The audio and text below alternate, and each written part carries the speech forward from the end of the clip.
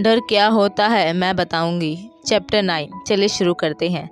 माया अपने सामने खड़े इस बदतमीज लड़के को गौर से ऊपर से नीचे तक देखती है, जो देखने में ही अमीर माँ बाप की बिगड़ी हुई औलाद लग रहा था। और ऊपर से उसे देखकर साफ पता चल रहा था कि वो यहाँ डॉक्टर की पढ़ाई करने नहीं बल्कि आवारागर्दी करने ही आया है, क्योंकि उसका ड्रेसिंग सेंस भी बिल्कुल उसी की तरह ही था। ब्लैक टी शर्ट जिसके ऊपर के 3 बटन खुले हुए थे, ब्लू जीन्स, ऊपर के चेक जैकेट और चेहरे पर अजीब सा घमंड, जो कि साफ बता रहा था कि वो कितना ज्यादा घमंडी और बदतमीज है। जैकी माया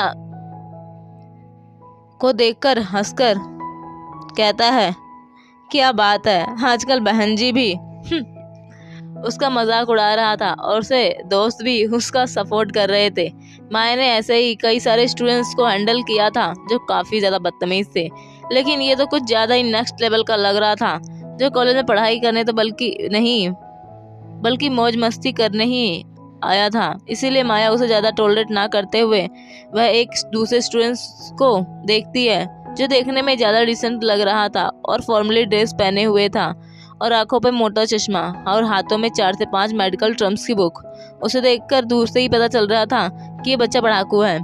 माया उसे प्रिंसिपल का कैबिन पूछती है तो वो लड़का उसे 2nd फ्लोर से राइट बताने ही जा रहा था कि तभी उसके बगल में खड़ा उसके गर्दन हाथ डाल एकदम से उसे अपने करीब खींचते हुए कहता है, क्या बात है, चश्मिश और बहन जी की मदद कर रहा है। वाह इंटरेस्टिंग, वैसे तुम दोनों काफ़ी ज़्यादा एक दूसरे से सिमिलर हो। कहीं बहन जी और चश्मिश, ये बोल हंसने लगता है, जिससे वो लड़का थोड़ा घबरा जाता है और जल्दी से वहाँ से भाग जाता है, क्योंकि ये वही लड़का था जो पूरे कॉलेज में सबको बुली किया करता था और हर किसी को परेशान करके सबकी नाक में दम कर रखा था, जिसकी वजह से वो तो घबराहट से वहाँ से 9-2-11 हो गया।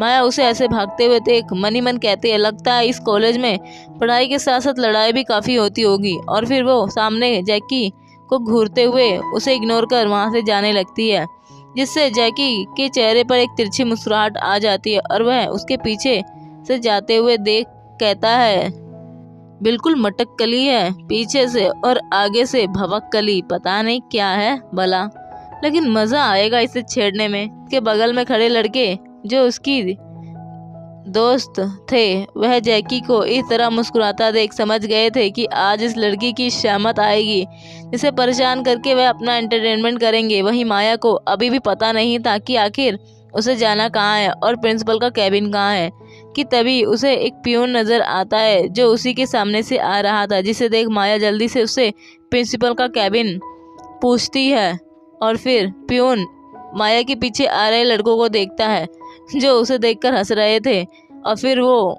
पियून भी अपनी नज़रें चुराते हुए उसे कुछ बताता है और आगे चला जाता है। वहीं जैकी और उसके दोस्त भी अब माया के पीछे पीछे ही जा रहे थे, जिनके चेहरे पर साफ मुस्कुराहट नज़र आ रही थी और वो पियून भी उनके साथ ही था। माया 5th फ्लोर पर लिफ्ट से आ जाती है, लेकिन उसे इस फ्लोर पर ज़्यादा लाइट्स नहीं थी और ये फ्लोर बहुत ही ज़्यादा खाली था। यहाँ पर उसे कोई भी नज़र नहीं आ रहा था। माया मन ही मन कहती है, कहीं मैं गलत फ्लोर पर तो नहीं आ गई, लेकिन उस पियून ने तो 5th फ्लोर ही बताया था और राइट साइड प्रिंसिपल का कैबिन, लेकिन यहाँ तो कोई भी कैबिन नज़र नहीं आ रहा। वह धीरे धीरे कर आगे बढ़ती जा रही थी कि तभी एकदम से फ्लोर की लाइट्स बंद चालू होने लगी, जिससे माया अब थोड़ी घबरा गई और मन ही मन बोली, यहाँ की लाइट्स खराब है क्या, क्योंकि एक तो पहले से ही इस फ्लोर पर कोई नज़र नहीं आ रहा था और अब लाइट्स का भी बार बार बंद चालू हो रही थी। लेकिन फिर भी माया हिम्मत करके आगे बढ़ने लगती है, तभी एकदम से सारी लाइट बंद हो जाती है, जिससे माया को अब आगे कुछ भी नज़र नहीं आ रहा था। ऊपर से उसके मोटे चश्मे के लेंसेस, जिससे उसकी आंखों में दर्द होने लगा था। माया इधर उधर देखने की कोशिश करने लगती है कि तभी उसे पायल की आवाज़ आने लगती है, जिसे सुन माया मन ही मन कहती है, क्या यहाँ कोई मेरे साथ मजाक कर रहा है, व्हाट द हेल, कुछ तो गड़बड़ है। लेकिन तभी उसे किसी के कदमों की आहट सुनाई देती है जो इस ओर ही बढ़ रहा था, जिसे अब माया को यह तो बिल्कुल कंफर्म हो गया था कि कोई है जो यहाँ उसे मजाक कर रहा है, क्योंकि माया को भूतों में कोई बिलीव नहीं था और वो तो फट्टू बिल्कुल भी नहीं थी। इस जरा जरा सी बातों से और डर जाए वो तो बिल्कुल नहीं। और अब माया को सब समझ आ रहा था कि कोई है जो उसे परेशान करना चाहता है। ये सोचकर माया के चेहरे पर अजीब सी मुस्कुराहट आ गई और वह मन ही मन बोलती है, लगता है इस कॉलेज में मेरा पहला दिन है तो किसी ने मेरे लिए कुछ ज़्यादा ही प्रिपरेशन की है। वेलकम। तो चलो कोई बात नहीं, आखिर मैं भी देखूं कि आखिर इस कॉलेज के कितना टैलेंटेड लोग हैं और क्या यहाँ सिर्फ मेडिकल की पढ़ाई होती है या फिर ड्रामा क्लासेस भी।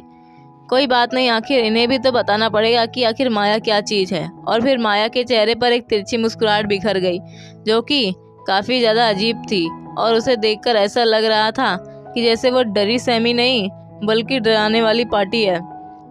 वहीं दूसरी तरफ प्रिंसिपल कैबिन में प्रिंसिपल सर अपने सामने अशोक जी को देख कहते हैं, आखिर अभी तक वो नई लेक्चर आई क्यों नहीं? क्या उसे मेरा डर नहीं या फिर उसे आना ही नहीं था? अगर आना ही नहीं था तो वो पहले ही हमें कंफर्म कर देती, बेमतलब में हमारी मीटिंग कैंसिल करनी पड़ी। तो अशोक जी भी थोड़ा घबराते हुए कहते हैं, सर वो आ जाएगी, शायद ट्रैफिक में फंसी होगी। तो प्रिंसिपल भी गुस्से से कहते हैं, पता नहीं आजकल के लोग भी ना। लेकिन फिर वो खुद को शांत कर लेते हैं क्योंकि माया आज ही कॉलेज ज्वाइन करेगी और प्रिंसिपल ने भी माया के बारे में काफ़ी कुछ सुना था कि उसने काफ़ी कुछ कम उम्र में ही अचीव कर लिया है। वह भी आखिरकार माया से मिलना चाहते थे, इसीलिए वो अपनी सारी मीटिंग वोटिंग कैंसिल करके यहाँ बैठे हुए थे। लेकिन माया का कोई अता पता नहीं था और वैसे भी माया के बारे में उन्हें कुछ स्पेशल इन्फॉर्मेशन भी मिली थी जिसकी वजह से वो अपने आप को कूल डाउन करने की पूरी कोशिश कर रहे थे ताकि वो माया पर गुस्सा ना कर सके, क्योंकि माया से उन्हें काफ़ी बेनिफिट भी होने वाला था। और उन्होंने माया के वर्क को एनालाइज भी किया था जिसमें उसके पढ़ाए हुए सभी स्टूडेंट्स काफ़ी अच्छे रैंक से पास हुए थे और उसके कुछ स्टूडेंट्स के टॉप मेडिकल स्टूडेंट्स की लिस्ट में भी शामिल थे।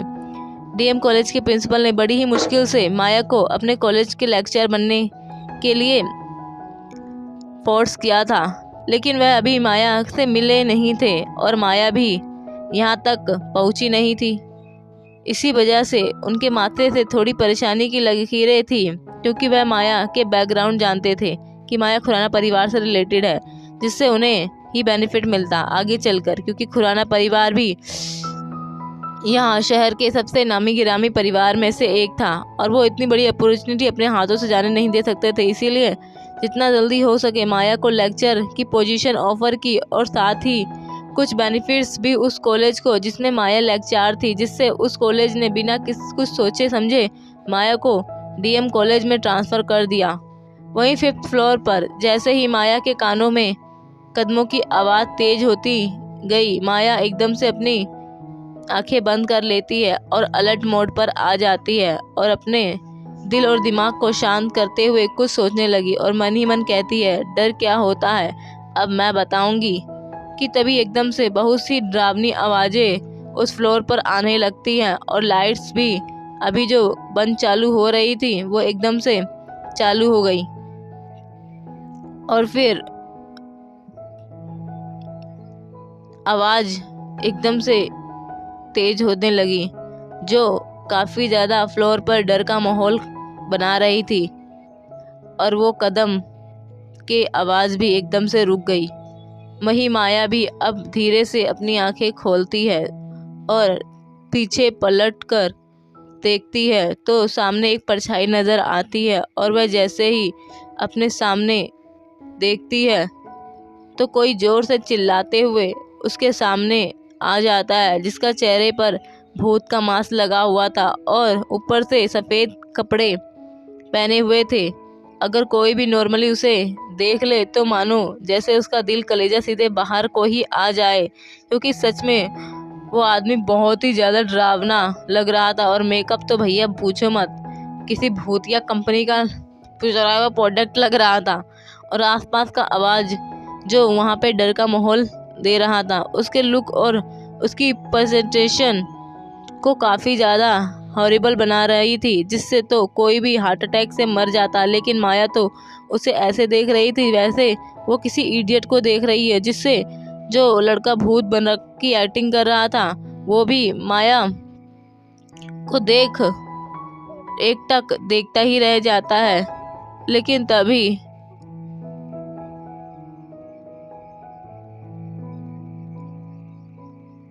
उसके दिमाग में कुछ आता है और वो मन ही मन कहता है, ये लड़की पागल है या इसका दिमाग सटका हुआ है। लेकिन तभी माया के चेहरे पर एक तिरछी मुस्कुराहट आ गई और वो गाना गाने लगी, जो सुनने में काफी ज्यादा इरिटेटिंग था। गुमनाम है कोई, बदनाम है कोई, किसको खबर कौन है वो, अनजान है कोई। ये बोलते हुए माया एक एक कदम कर उस भूत के आगे आती जा रही थी, जिससे उस भूत को ही अब घबराहट हो रही थी, क्योंकि माया के चेहरे पे जो हंसी थी वो काफी ज्यादा डरावनी लग रही थी, और वो जो गाना गा रही थी वो तो खुद उसे डराने के लिए काफी था। किसने समझा हम कल ना हो इस सपना, आज अगर तुम जिंदा हो तो मान लो चपना, गुमनाम है कोई। माया की डरावनी आवाज सुन अब तो उसके ही रोंगटे खड़े हो रहे थे और डर से बुरी तरह से कांपने लगा। वहीं उस लड़की के पीछे खड़े कुछ स्टूडेंट जो वहीं दरवाजे के पीछे खड़े होकर छुपकर माया को डरा सहमा देखना चाहते थे, वो भी उसे इस तरह देख मन ही मन कहते हैं, ये लड़की शायद पागल है क्या, या फिर इसका दिमाग हिला हुआ है। कि तभी एक लड़का अपना मोबाइल निकाल उसकी वीडियो बनाने लगता है, और एक तो उसकी फोटो खींच रहा था, क्योंकि चाहे कुछ भी हो वो लोग तो इसी काम के लिए आए थे। लेकिन तभी माया कुछ ऐसा करती है जिससे सभी के चेहरे पर घबराहट की लकीरें उभर आती है, और जो स्टूडेंट्स अपना फोन लिए उसकी वीडियो या फिर फोटो खींच रहे थे, एकदम से उनका हाथ से फोन छूट जाता है, क्योंकि माया आगे बढ़ते बढ़ते एकदम से अपनी गर्दन को पीछे की तरफ मोड़ लेती है, क्योंकि माया की बॉडी बहुत ही ज़्यादा फ्लेक्सिबल थी और उसकी गर्दन भी एक की वह बहुत ही ज़्यादा मूव करती थी, जिसे वो पीछे घूम ना लेती थी, जिससे देख उन लोगों को लगा जैसे माया ही भूतनी है, और एकदम से चिल्लाकर घबराहट से वो सब चिल्लाने लगे, भूत भूत भूत भूत कर वो भागने लगे। वही उनके साथ जैकी भी था, जो यहाँ माया के मजे लेने आया था, लेकिन यहाँ तो उसी के मजे बन गए थे। वो सब ज़्यादा स्टूडेंट इतने ज़्यादा घबरा गए थे कि वो तो डर के मारे वहाँ से भागने लगे। वही माया वहाँ उन लोगों को देख जोर जोर से हंसने लगी, और वही गाना गाते हुए उसकी हंसी बहुत ही ज़्यादा डरावनी लग रही थी। पल दो पल की मस्ती है, बस 2 दिन की हस्ती है, चैन यहाँ पर महंगा है, मौत यहाँ पर सस्ती है, गुमनाम है कोई, कौन भला तूफानी है, मौत को खुद की हैरानी है, आए सदा वीरानों से जो पैदा हुआ वो फनी है, गुमनाम है कोई, बदनाम है कोई। वहीं जो उसके सामने लड़का था उसने डरते हुए उसके पूरी तरह से हाथ पैर पूरे ठंडे पड़ गए। वह तो इतना ज़्यादा घबरा था, उसे डर के कारण अब तो पूरा हाथ पैर ठंडे पड़ चुके थे और वो डर से वहीं बेहोश हो चुका था। वहीं बाकी स्टूडेंट तो डर कर वहाँ से ऐसे भागते हैं जैसे उनके पीछे सच में कोई भूत पड़ा हो, और वह तो अपने इस बेचारे भाई को तो ले जाना ही भूल गए और जल्दबाजी से लिफ्ट की वजह सीढ़ियों से ही भागने लगे। लेकिन तभी एक बंदा गिर जाता है, वो भी घबराहट से चिल्ला चिल्ला कर वहीं बेहोश हो जाता है। माया को उन सब पर बहुत ज़्यादा हंसी आ रही थी, लेकिन वहाँ पर किसी की भी हिम्मत नहीं थी कि वो पलटकर वापस माया को देखे, बल्कि वो तो भागने में इतने ज़्यादा परेशान थे कि एक दूसरे को धक्का मुक्की देकर भाग रहे थे, क्योंकि वो लोग बहुत ही ज़्यादा डर चुके थे माया की इस हरकत से।